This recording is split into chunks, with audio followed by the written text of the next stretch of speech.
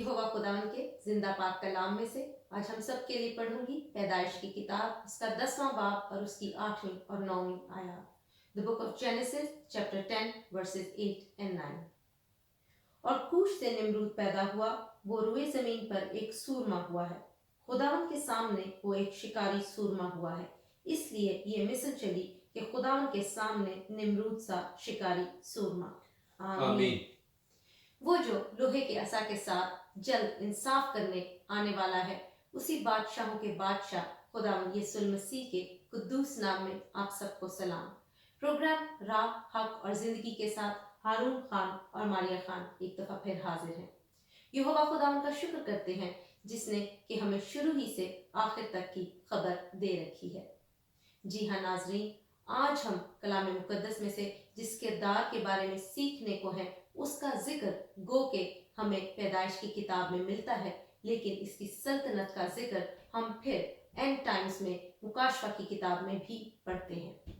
आज हम बाइबल मुकद्दस के किसी हीरो के बारे में नहीं, बल्कि एक विलेनस कैरेक्टर के बारे में सीखेंगे।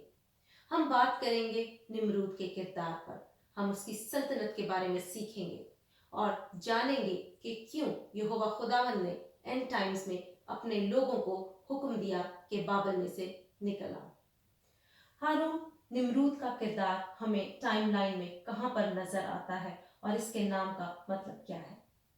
हम खुदावंद की शुक्रगुजारी करते हैं मारिया के खुदावंद ने हमें ये मौका दिया, ये अपॉर्चुनिटी दी कि हम इस प्रोग्राम के वसीला से आपको बाइबल की डिफरेंट पर्सनालिटीज़, बाइबल की मुख्तलिफ जो शख्सियात हैं उनके हवाले से सिस्टमेटिकली सिखा सकें, ख़ुद भी सीख सकें। हम ख़ुद भी इससे बहुत बरकत पाते हैं। आपकी फ़ीडबैक के लिए, कीमती आरा के लिए, हौसला अफजाई के लिए हम आपके शुक्रगुजार हैं। और बुज़ुर्ग नूह के हवाले से सीखने के बाद हमारे लिए मौका था कि हम उनसे आगे सीखते। एक बहुत बड़ा कैरेक्टर है इब्राहिम का, लेकिन उससे पहले 10वें और 11वें बाब में हम देख रहे हैं कि बहुत कुछ हो रहा है। There is a lot happening. और यहाँ पर निम्रूद के हवाले से ना बताना नाइंसाफ़ी होती। सो हमने निम्रूद के हवाले से सीखेंगे आज के प्रोग्राम में। निम्रूद जिनके नाम का मतलब है वी विल रिबेल, हम बगावत करेंगे। वो नूह ही के बेटों की जो लिनिएज है उसमें हमें नज़र आते हैं। नूह के 3 बेटे थे जो कि बचाए गए, हम जानते हैं, शेम, हाम और याफ। शेम को या सेम को जो है खुदावंद ने बुजुर्ग नूह के ज़रिए से बरकत दी, याफ को भी बरकत दी, लेकिन हाम की जो जनरेशन है वो कर्स थी। और उसी जनरेशन में से हम देखते हैं कि कूश पैदा होते हैं और कूश से फिर आगे हमें ये शख्स नज़र आता है निम्रॉड।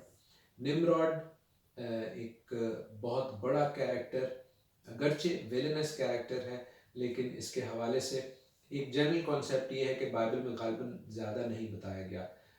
कुछ लोग जो थोड़ा बताया गया है उसके हवाले से कुछ थोड़ी सी मालूमात भी रखते हैं, लेकिन हम कोशिश करेंगे कि जो बताया गया है उन कोड्स को, उन छुपी हुई बातों को, कलाम पाक की बातों को और जो हिस्टोरिकल रेफरेंसेस हैं उनको आज के प्रोग्राम में आपके साथ शेयर कर सकें। हारून, जो इंट्रोडक्शन हमें निम्रूद का बाइबल मुकद्दस करवाती है वो है एक शिकारी सूरमा, और बज़ाहिर देखने में ये कोई बुरी बात नहीं लगती, तो फिर इसमें नेगेटिविटी कहाँ पाई जाती है? बिल्कुल, जो आयात मारिया ने शुरू में पढ़ी, जो 8वीं और 9वीं आयात हैं 10वें बाब की, जेनेसिस 10, 8 and 9, अगर हम उन्हें देखें तो वहाँ पर लिखा है कि वो एक सूरमा था, शिकारी सूरमा, और खुदावंद के सामने निम्रूद सा शिकारी सूरमा एक मिसल है, एक प्रोवर्ब है। 3 की वर्ड्स या कैरेक्टरिस्टिक्स हमें नज़र आते हैं। एक तो ये कि वो खुदावंद के सामने है, दूसरा ये कि वो शिकारी है, और तीसरा ये कि वो सूरमा है। हम इन तीनों अल्फाज को, इन तीनों कैरेक्टरिस्टिक्स को, औसाफ को देखते हैं कि किस तरह they define the character of निम्रॉड।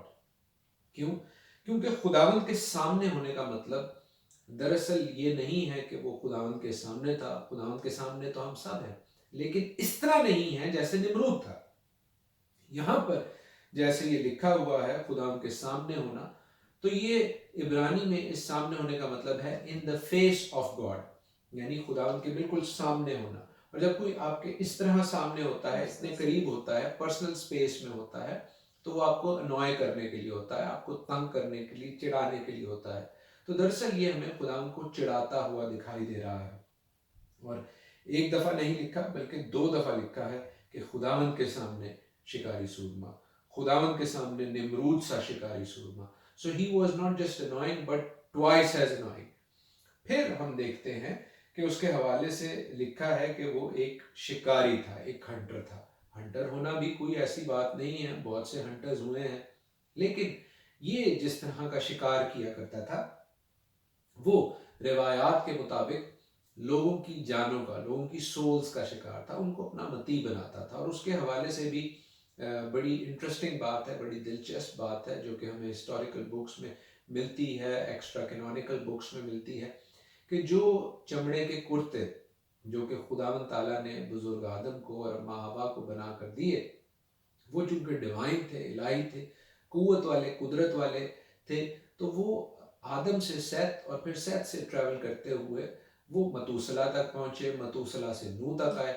लेकिन नूह से ये बजाय सैम को या सेम को जाते, हाम ने उनको चुरा लिया और हाम से ये कूश और कूश से ये निमरूद को मिल गए। और निमरूद उनकी कुव्वत को देखता था और उनकी कुव्वत से उसने फ़ायदा उठाना शुरू किया, क्योंकि जहाँ जहाँ जंगली दरिंदे आदमियों की बस्तियों को तंग करते थे, ये वो चमड़े के कुर्ते पहनकर उनको काबू करता था। और जब उनको काबू कर लेता था तो लोग इसको अपना लीडर मान लेते थे और ये लोगों को अपना सर्वेंट बना लेता था। अजीज़ों, देखें किस तरह ये लोगों को खुदावंद की ताकत से, जो खुदावंद की दी गई ताकत थी, उससे इसने अरूज हासिल करना शुरू किया। फिर इसमें सेल्फ प्राइड आ गई, गुरूर आ गया, रिबेलियस आ गई, और इस रिबेलियस ने इसे खुदावंद के सामने खड़ा कर दिया, खुदावंद के अगेंस्ट खड़ा कर दिया। और हम देखते हैं कि ना सिर्फ ये शिकारी बनता है बल्कि ये सूरमा बन जाता है, वो सूरमा जो कि हमें पैदाइश के 6 बाब में नजर आते हैं। जी हाँ, जेनेसिस चैप्टर 6 में, जिनके हवाले से हमने सीखा कि खुदावंद ने उनको क्लियर ऑफ करने के लिए तूफान नूह भेजा, वैसा ही सूरमा ये बन जाता है, नामवर बन जाता है, अथॉरिटी रखता है, इख्तियार रखता है। जाइंट नहीं बन जाता लेकिन इख्तियार रखने वाला एक नामवर सूरमा बन जाता है, लोगों को जानों का शिकार करने वाला बन जाता है। और लोगों की जानों को शिकार करने के हवाले से भी आपको बता दूं कि वो भी शैतान इब्लीस की ट्रेट है, क्योंकि हमें बारहा नजर आता है कि शैतान इब्लीस लोगों की जानों का शिकार करके उनको अपना सबसर्विएंट बना लेता है। और पैदाइश में भी हमें कुछ बादशाह ऐसे मिलते हैं जिनकी इब्राहिम से लड़ाई होती है, वो भी लोगों की जानें मांगते हैं। मुकाशरों में भी हमें सौदागर नजर आते हैं जो कि लोगों की जानों में डील करते हैं। सो निमरूद उनका सरखैल, उनका लीडर नजर आता है, और इस हवाले से बेशक ये एक इंतहाई नेगेटिव कैरेक्टर है। अरुण, जब हम आगे बढ़ते हैं 10वें बाब में, तो इसकी एक और ट्रेट, एक और सिफ्त बताई गई है कि ये एक सिटी बिल्डर था। इसने अपने लिए शहर बनाया और इसकी एक सल्तनत थी। इसके बारे में आप क्या कहेंगे? बिल्कुल मारी, अगर आप उन आयात को हमारे लिए पढ़ दें तो अच्छा होगा, जो कि जेनेसिस चैप्टर 10 उसकी वर्स 10 से लेकर वर्स 12 तक है। यहाँ लिखा है, और उसकी बादशाही की इब्तिदा मुल्क सिनार में बाबल और अरब और एकाद और कलना से हुई। उसी मुल्क से निकलकर वो असूर में आया और नैनवा और रहोबूत ईर और कला को, और नैनवा और कला के दरमियान रसन को, जो बड़ा शहर है, बनाया। आमीन। अजीज़ो, जैसे मैंने आपको प्रोग्राम के आगाज़ में कहा था कि बहुत सी चीज़ों के हवाले से लोगों का ख्याल है कि निमरूद के हवाले से बहुत कम लिखा गया है, तो बेशक ये बात सच्ची है। लेकिन जितना कुछ लिखा गया है, अगर हम उसकी तहकीक और तफ्तीश करें तो इन कोड्स को, जो कि बिब्लिकल कोड्स हैं, उनको सीखने समझने से हमें बहुत से भेद पता चलते हैं। और खुदावंद हमें बड़े वाज़ेह तौर पर इस शख्स के हवाले से, इसकी जो शख्सियत है, उसके जो कैरेक्टर्स हैं, उनके हवाले से बता रहे हैं और वार्न कर रहे हैं, मुतनब्बे कर रहे हैं। देखें, वो जब शिकारी सूरमा बन जाता है, माइट गेन करने लग जाता है, तो वो फिर शहर बनाता है, और लिखा है कि वो बाबल बनाता है। बाबल एक ऐसा शहर है जो कंफ्यूजन और खुदा के खिलाफ होने के हवाले से एक मिसाल है। क्यों? क्योंकि बाबल का इब्रानी में मतलब ही कंफ्यूजन है, मिक्सिंग, मिलावट। और इस हवाले से हम बारहा खुदा के कलाम में पढ़ते हैं कि बाबल से निकल आओ, खुदा के लोगों बाबल से निकल आओ, जरमाया में और रेवलेशन में। फिर उसके बाद हम देखते हैं कि जो दूसरा शहर बनाता है वो है अरक, या इंग्लिश में उसको एरिक कहते हैं। एरिक का क्या मतलब है कि प्रोलॉन्ग करना, लेंथन कर देना, बढ़ा देना। तो इसने बाबल यानी कंफ्यूजन को बढ़ाना शुरू कर दिया, मिक्सिंग को, मिलावट को बढ़ाना शुरू कर दिया। तीसरा शहर ये बनाता है, तीसरा शहर है अकाद। अकाद का मतलब है फोर्ट्रेस या सटल फोर्ट्रेस। सटल कहते हैं गैर महसूस तरीके से, कि पता ना चलने दो किसी को। और इसने ऐसे गैर महसूस तरीके से उस कंफ्यूजन को, उस मिलावट को, उस बाबल को बढ़ाना शुरू कर दिया। 1 से 2, 2 से 3। चौथा शहर कलना। कलना जो है ये इस पॉइंट पर लोगों को ले आया कि कलना वो शहर था जो कि अनु गॉड, जी हाँ, एक गैर खुदा है अनु, उसके किला के तौर पर इसने बनाया। तो इसने कंफ्यूजन यानी बाबल इस तौर पर प्रोलॉन्ग की यानी एरेक्ट की, कि गैर महसूस तरीके से कैद करते हुए ये एक कलना, एक दूसरे खुदा की तरफ जो है अनु गॉड की तरफ उनको ले आया। यहां से इसने असूर की तरफ सफर किया, सीरिया की तरफ सफर किया, और वहां पर इसने फिर 3 शहर बनाए, निनवा, रहोबोत, ईर और किला को बनाया। उसके बाद रसल को भी बनाया, लेकिन पहले उन तीनों शहरों के हवाले से आपको बता दूं। निनवा, निनवा का मतलब है अबोर्ड ऑफ नीनस। नीनस एक गॉडेस थी। नीनस जिसको बाद में इश्तार भी कहा गया, इश्तार के इस्तेमाल में दे दिया गया। हम देखते हैं कि ये अनु गॉड और नीनस गॉडेस, इसने जो है दूसरे खुदाओं के तक लोगों को पहुंचाना शुरू कर दिया। कंफ्यूजन, मिलावट, मिक्सिंग से काम शुरू किया, गैर महसूस तरीके से काम शुरू किया, बढ़ाना शुरू किया, और अनु गॉड और नीनस गॉडेस की तरफ ले आया। फिर इसने जो अगला शहर बनाया रहोबोत ईर, उसके नाम का मतलब है ब्रॉडवे। तो ये उन खुदाओं तक कैसे लाया? इसने उनके लिए जगह, लोगों के लिए जगह फराहम कर दी, ब्रॉडवेज देने शुरू कर दिए, आसानी से जाओ दूसरे खुदाओं की तरफ, बहुत खुला रास्ता है। खुदाउन के साथ चलने के लिए तो तुम्हें तंग रास्ता चाहिए, खुदाउन के पास जाने के लिए तो बड़ा सुगड़ा रास्ता है। मैं तुमको खुला रास्ता दे रहा हूँ, आसानियां दे रहा हूँ। और अजीजों, इन सारी चीज़ों को हम आजकल की दुनिया से रिलेट कर सकते हैं कि आज भी जहाँ पर लोग आसानी देखते हैं, कंफर्ट देखते हैं, वहाँ पर चले जाते हैं। अपने कंफर्ट को देखते हुए लोग फैसला करते हैं, अपनी आसानी आराम को देखते हुए फैसला करते हैं। खुदावंद के लिए, खुदावंद के तंग और सुपड़े रास्ते के हवाले से जो हेवन तक, आसमान तक, खुदावंद के आसमान तक हमें लेकर जाता है, लोग नहीं जाते। जो इसने नेक्स्ट शहर बनाया कला, उसका मतलब है कंप्लीट कर देना, अपनी चीज़ों को स्ट्रेंथन कर देना। तो इसने जो ये दूसरे खुदाओं तक ये जो ब्रॉडवेज बनाता हुआ जा रहा है, लोगों को कंफ्यूज करता हुआ लेकर जा रहा है, इनिशियली गैर महसूस तरीके से लेता हुआ जा रहा है, अब इसने उस काम को कंप्लीट किया। लेकिन फिर इसने सोचा कि कंप्लीट कर चुका हूँ तो एक शहर और है रेसेंट, वो भी बना लूँ। उसके नाम का मतलब भी बड़ा दिलचस्प है। उसके नाम का जो कोड है वो हमें बताता है कि उसके नाम का मतलब है लगाम डालना। इसने इन तमाम शहरों के लोगों को, मुल्कों के लोगों को लगाम डाल दी, उनको अपने कैप्चर में रखा, उनको ऐसा काबू किया कि वो हिल ना सके। अगरचे अब शायद उनमें से कोई समझ भी जाए कि यार मैं तो गलत जगह पर आ गया हूँ, लेकिन वो वापस नहीं जा सकता, वापसी की गुंजाइश नहीं है। तो इसने उस वन वे रोड को इस तरह कर दिया कि लोग खुदा से दूर होकर दूसरे खुदाओं के पास आ जाएं और फिर उनके पास वापसी का रास्ता भी ना हो। He was evil to his core. वो शैतान अब्लीस का ऐसा चेला था, उसकी ऐसी शैडो पिक्चर थी जो हमें बताती है कि शैतान अब्लीस भी ऐसा ही करता है। वो लोगों को ऐसे बहाने दिखाकर, ऐसे कंफर्ट वेज दिखाकर खुदावन से दूर करता है, मिलावट और मिक्सिंग कर देता है, सच और झूठ की तमीज़ ख़त्म कर देता है, हक और बातिल की जो पहचान मिटा देता है, और फिर हम देखते हैं कि लोगों को लगाम डाल देता है, लोग उसके सिर्फ गुलाम बन जाते हैं। खुदावंद हमें गुलाम नहीं बनाता अजीजों, खुदावंद हमें आज़ादी की रूह देता है। खुदावंद का कलाम कहता है कि हमें गुलामी की नहीं बल्कि आज़ादी की रूह मिली है। जबकि शैतान इब्लीस उसके बरखिलाफ इनिशियली हमें लगता है कि यार हम आज़ाद हों, हम जो मर्जी करते हैं चाहे वो करें, लेकिन बिल आखिर आप उस कैद में फंस जाते हैं, उस लगाम में फंस जाते हैं, उस स्नेयर में फंस जाते हैं, उस फंदे में आ जाते हैं जो शैतान इब्लीस और उसके हर कार्य, ये निमरूद जैसे लोग जो सेल्फ प्राइड का, जाती जो उनकी तशहीर है उसका शिकार है, उनका हिस्सा बन जाते हैं और फिर आप उनसे निकल नहीं सकते। सो हम देखते हैं कि किस तरह खुदा के कलाम में इस शख्स के हवाले से बहुत कुछ बताया गया। इसके अलावा भी बहुत कुछ हम डिस्कस कर सकते हैं, लेकिन आई एम श्योर कि ये ऐसी चीज़ें हैं जिनसे बहुत से लोगों की आंखें ज़रूर खुलेंगी। हारून ये बहुत ही खूबसूरती से खुदावंद के पाक कलाम में निमरूद के नाम से लेकर, जैसे आपने बताया उसके नाम का मतलब ही है बागी होना, खुदावंद के अगेंस्ट जाना, और फिर इन शहरों के नामों में जो कोड्स खुदावंद ने हमें बताए, अगर हम इनको ही समझ लें तो हमें इस किरदार के बारे में पता चल जाता है। एक और बात जिसकी वजह से निमरूद मशहूर है वो है बाबल का बुर्ज। इस बुर्ज को बनाने का मकसद क्या था?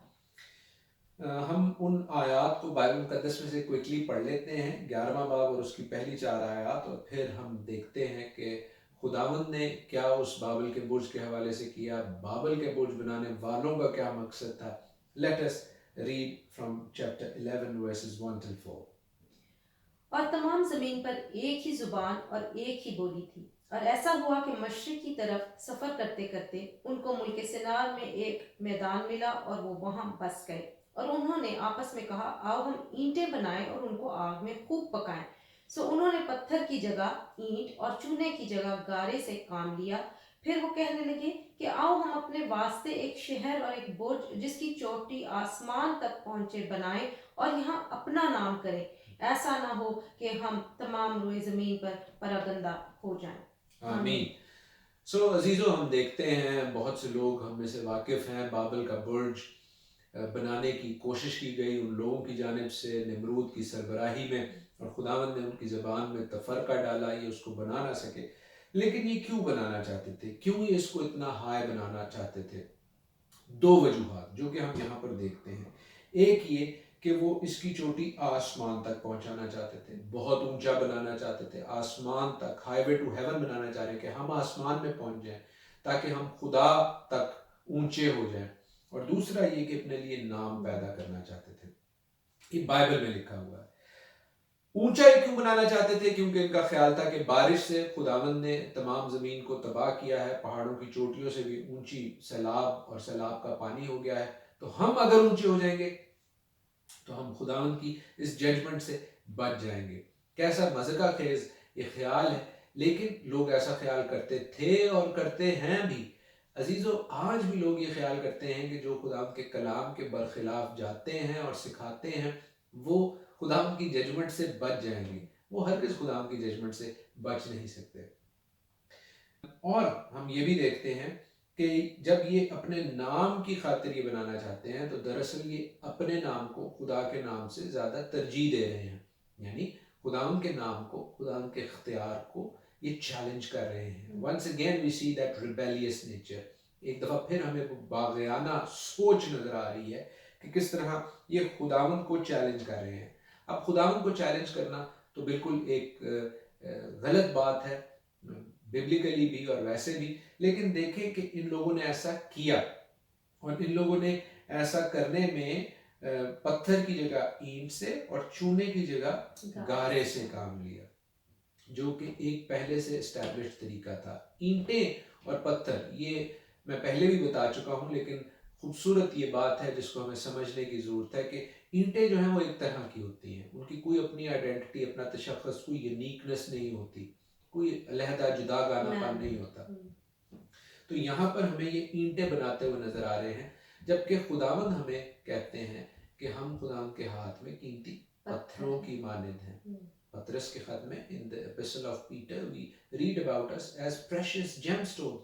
खुदावंद हमें पत्थरों की तरह रखते हैं, क्योंकि पत्थर कोई छोटा होता है, कोई बड़ा होता है, कोई मोटा होता है, कोई नकीला होता है, तो हर कोई जुदा गाना शख्सियत रखता है।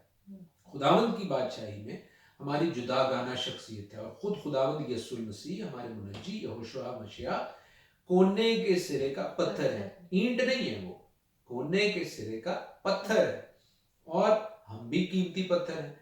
लेकिन शैतान की बादशाही में, निमरूद की बादशाही में वो ईंटें बना रहे हैं, वन आफ्टर द अदर, एक जैसी, जिसका मतलब क्या है कि उनकी कोई आइडेंटिटी नहीं थी, ना लोगों की कोई आइडेंटिटी थी जो उनको बना रहे थे। वो उनके सारे गुलाम थे, उनकी जानों पे वो कब्जा कर चुके हुए थे, खुदावन से उन्हें दूर ले जा चुके हुए थे, नीनस गॉडेस और अनु गॉड के मानने वाले बना चुके थे। और मल्टीपल गॉड्स का जिक्र है जो कि मुख्तलिफ सकाफ़तों में, मुख्तलिफ मज़ाहिब में, मुख्तलिफ कल्चर्स में हमें यहीं से ट्रैवल करते हुए दिखाई देते हैं, because these were the early days. याद रखें कि आज का प्रोग्राम जो है उसी कॉन्टिन्यूटी, उसी तसलसल में, उसी तरह सिस्टमैटिकली हम सीख रहे हैं, हम नूह के बाद आगे बढ़ रहे हैं।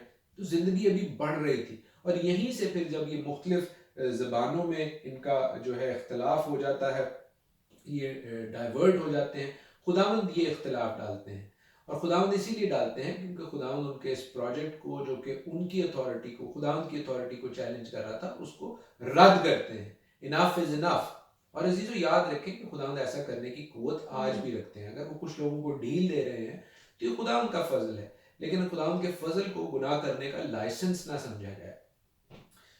एक और बात भी बताता चलूं कि यहाँ पर लोगों की ज़बानों में इख्तलाफ डाला गया, लेकिन खुदावंद यीशु मसीह जब आएंगे 1000 साल बादशाही, तो मेरा मानना है कि खुदावंद हमारी ज़बानों को भी एक कर सकते हैं। जो डिफरेंस डाल सकते हैं, जो फ़र्क डाल सकते हैं, वो उस फ़र्क को मिटा भी सकते हैं। It has happened once, it can happen again. और हम खुदावंद की बात को सुनेंगे, समझेंगे, सारे जो खुदावंद की बादशाही के लोग होंगे, क्योंकि इस हवाले से खुदावंद का कलाम पेशन गोई भी देता है, नबूवत भी देता है। हम इस बात के लिए खुदावंद की शुक्रगुजारी करते हैं।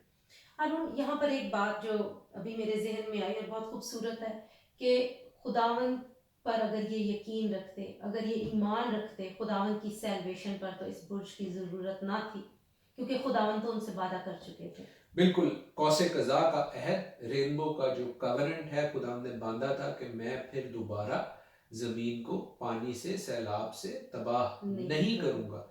तो खुदावंद की जो कवरेंट है उसका वो हिस्सा नहीं बनना चाह रहे, लेकिन अपने तौर पर उससे बचने की वो तरतीब निकाल रहे हैं, तदबीर निकाल रहे हैं कि हम इतना ऊंचा टावर बना लें कि हम जो है, लिखा है कि हम आसमान तक पहुंच जाए, हाईवे टू हेवन। अजीजों, आसमान तक पहुंचने का सिर्फ एक रास्ता है, वो है मेरा और आपका मुनज्जी यहोशुआ मसीह, यीशु मसीह नासरी, वो जिसने मेरी और आपकी खातिर जान दी। और वही वो जेकब्स लैडर है, वही वो याकूब की सीढ़ी है, जो हम पैदाइश के 28वें बाब में, जेनेसिस 28 में देखते हैं, जिस पर से याकूब ने फरिश्तों को ऊपर जाते और जमीन पर आते देखा। खुदावंद यीशु मसीह यूहन्ना के पहले बाब में कहते हैं कि तुम इब्ने आदम पर से फरिश्तों को ऊपर आते और जमीन पर जाते देखोगे। तो ही डिक्लेयर्स कि I am the only way, मैं ही वो याकूब की सीढ़ी हूँ, मैं ही वो जेकब्स लैडर हूँ। और फिर वो कहते हैं मैं ही वो दरवाजा हूँ जिससे तुम हमेशा की जिंदगी को जा सकते हो, हेवन तक जा सकते हो। तो ये ऑल्टरनेटिव रास्ते बनाना, मल्टीपल रास्ते बनाना कि मुख्तलिफ रास्ते हैं वो खुदा तक पहुंचते हैं, नहीं, एक ही रास्ता है, एक ही दरवाजा है, और वो है मेरा और आपका मुनज्जी खुदावंद यीशु मसीह नासरी। आमीन। और हारून, दूसरी बात ये कि जब तूफान आया, जब जमीन इस हद तक खराब हो चुकी थी कि खुदावन ने उसको मिटा देना मुनासिब समझा, तो खुदावन ने अपने लोगों के लिए वहाँ प्रोविजन दी। खुदावन ने उस कश्ती को बनवाया, नूह और उसके खानदान को खुदावन ने बचा लिया। और नाज़रीन, आज भी जब हमारे हर तरफ गुनाह है और तकलीफें हैं और दर्द है, हमारा ईमान यही है कि इन एंड टाइम्स में भी हमें किसी बुर्ज की ज़रूरत नहीं, किसी और खुदा की ज़रूरत नहीं, क्योंकि अगर हम यहोवा खुदावन पर, उसके बेटे खुदावन यीशु अल मसीह पर ईमान रखते हैं, तो वही हमारी प्रोविजन है। उसने अपने बेटे को हमारे लिए बख्श दिया है, उसी पर ईमान लाने के वसीला से हम बाप तक रसाई हासिल करते हैं, और हम इस बात के लिए खुदावन के शुक्रगुजार हैं। उम्मीद है कि आपने आज के प्रोग्राम से बरकत पाई है। खुदावन आप सबको और अपने पाक कलाम में बढ़ाएं। आमीन।